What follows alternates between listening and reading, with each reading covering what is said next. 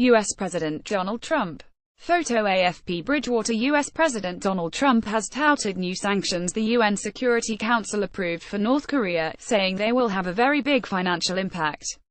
The Security Council unanimously approved the sanctions on North Korea, including banning coal and other exports worth over $1 billion.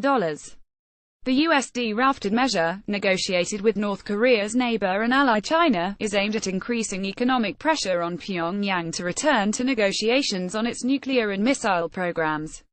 Trump wrote on Twitter, the United Nations Security Council just voted 150 to sanction North Korea. China and Russia voted with us. Very big financial impact. Trump's national security advisor, H.R. McMaster, stressed in an interview that aired earlier in the day that it is impossible to overstate the danger posed by North Korea. In an interview with MSNBC's Hugh Hewitt that aired Saturday, McMaster said Trump has been deeply briefed on the strategy on North Korea.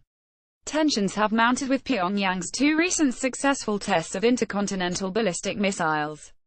McMaster reiterated the administration's position that all options, including a targeted military strike, are on the table. Still, he acknowledged this would be a very costly war, in terms of the suffering of mainly the South Korean people. McMaster continued, so what we have to do is everything we can to pressure this regime, to pressure Kim Jong-un and those around him such that they conclude it is in their interest to denuclearize. The comments came as Secretary of State Rex Tillerson was in the Philippines for a regional summit expected to focus heavily on concerns with North Korea.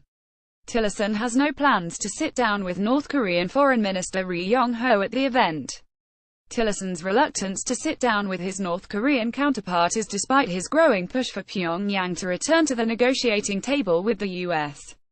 Tillerson said this week that such talks would have to be predicated on the North giving up its nuclear weapons aspirations and that the conditions for such talks haven't yet been met by North Korea's government.